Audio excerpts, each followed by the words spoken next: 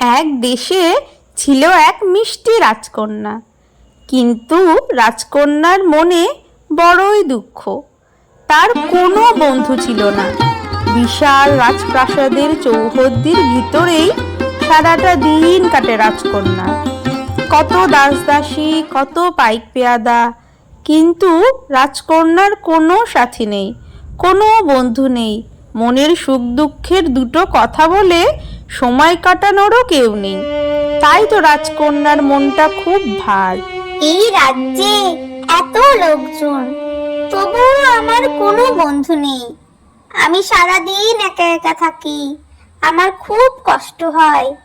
কেউ কি আমার বন্ধু হবে না? অনেকেই আমার বন্ধু হতে আসে, কিন্তু তাদের মধ্যে কেউই আমার প্রকৃত বন্ধু হতে চায় না। সবাই আসে আমি রাজকন্যা তাই, কিন্তু আমি তো এরকম বন্ধু চাই না। আমি তো একজন প্রকৃত বন্ধু চেয়েছি। রাজপ্রাসাদের ভিতরে ছিল খুব সুন্দর একটা বাগান। সেই বাগানে কত নাম না জানা গাছ, কত ফুল, কিন্তু ফুলের বাগানেও রাজকন্যার ভালো লাগতো না। তার কোনো বন্ধু নেই যে। একদিন রাজকন্যা দেখতে পেল সেই বাগানের কোণায় ফুটে রয়েছে একটি চমৎকার ছোট্ট ঘাস ফুল। ছোট্ট ঘাস ফুলটিকে রাজকন্যার ভারী মনে ধরল। রাজকন্যা ঘাস ফুলকে বলল, ছোট্ট ঘাস ফুল, তুমি খুব মিষ্টি, তুমি কি আমার বন্ধু হবে? রাজকন্যার কথা শুনে ঘাস ফুল তখন বলে উঠল, না না, তা কি করে হয়? তুমি রাজকন্যা, আর আমি তো সামান্য এক ঘাস ফুল। তাতে কি হয়েছে? তোমাকে আমার খুব পছন্দ হয়েছে। তা হয় না রাজকন্যা, আমি তো বাগানের কোণায় অনাদরে ফোটা এক ঘাস ফুল। রাজপ্রাসাদে আমার স্থান হবে কিভাবে? তাছাড়া আজ রাতেই আমি ঝরে পড়ে যাব। তুমি চাইলেও আমি তোমার বন্ধু হতে পারি না। এইসব শুনে রাজকন্যার মনটা আরো খারাপ হয়ে গেল। পরদিন বাগানে রাজকন্যা দেখা পেল ছোট্ট একটা প্রজাপতির। ছোট্ট রঙিন প্রজাপতি এ ফুল থেকে ও ফুলে ঘুরে বেড়াচ্ছে। বাহ, খুব সুন্দর প্রজাপতি তো। রাজকন্যা মনে মনে ভাবল, কি চমৎকার এই প্রজাপতি, নিজের ইচ্ছে মতো ঘুরে বেড়ায়, যেদিকে মন চায়। রাজকন্যার খুব মনে ধরেছে। ছোট্ট প্রজাপতি, তুমি কি আমার বন্ধু হবে? তোমাকে রাজপ্রাসাদে থাকতে দেব, সুন্দর রেশমের কাপড় দেব। তুমি কি আমার সাথে থাকবে? তুমি কি আমার বন্ধু হবে? রাজকন্যার কথায় প্রজাপতি তখন বলে উঠল, না ভাই, রাজকন্যার বন্ধু হয়ে কাজ নাই। রাজকন্যা খানিকটা অবাক হয়ে জিজ্ঞেস করলো, কেন? কি হবে আমার বন্ধু হলে? তুমি এমন বলছো কেন? ছোট্ট প্রজাপতি, তুমি কেন আমার বন্ধু হবে না?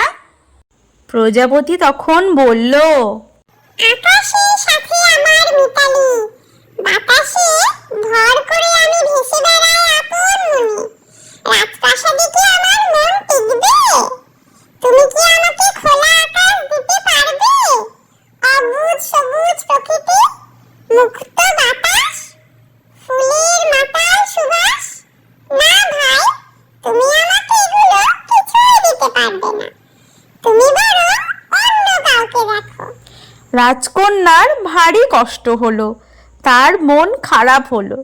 কেউ তার বন্ধু হতে চায় না। সে মন খারাপ করে জানলার ধারে বসে রইল আর কাঁদতে লাগলো। ঠিক এমন সময় একটা চড়ুই পাখি রাজকন্যার জানলার পাশ দিয়ে উড়ে যাচ্ছিল।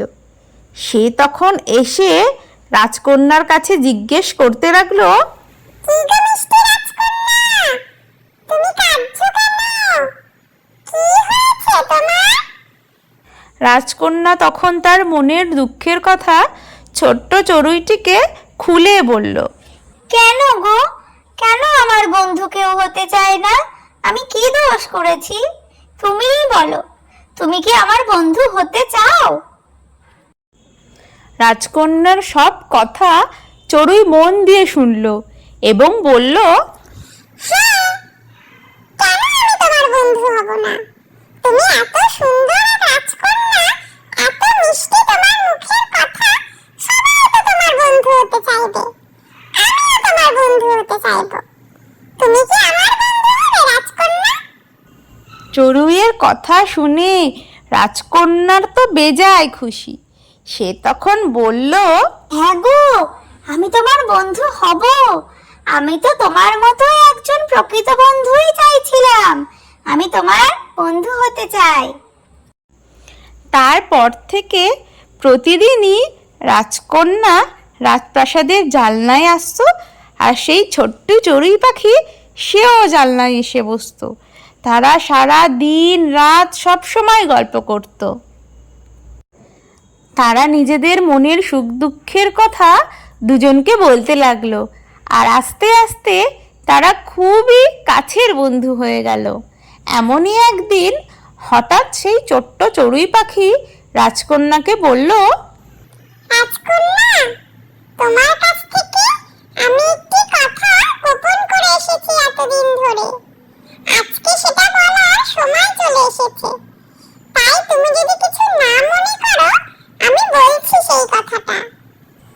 বন্ধু, তুমি কি লুকিয়েছো আমার কাছ থেকে?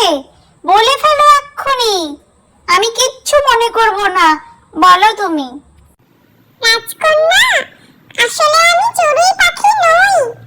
আমি হলাম রূপনগর রাজ্যের রাজকুমার। এক পরী আমাকে অভিশাপ দিয়েছিল, তাই তো আমি এই চড়ুই পাখি হয়ে ঘুরতাম। যতদিন না আমি প্রকৃত বন্ধু পাবো, ততদিন আমি এই চড়ুই পাখি হয়েই ঘুরছিলাম। কিন্তু তুমি আজ আমার প্রকৃত বন্ধু হয়ে আমাকে সেই অভিশাপ থেকে মুক্ত করেছো।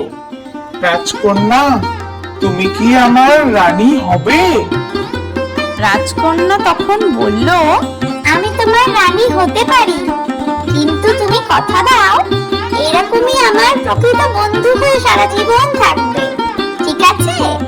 তারপর রাজকন্যা আর রাজকুমার রূপনগর রাজ্যে ফিরে গেল, আর সেখানে দুজনে খুব ভালো বন্ধু এবং রাজা ও রানী হিসেবে দিন কাটাতে লাগলো। এভাবেই আমার গল্প আজ শেষ হলো।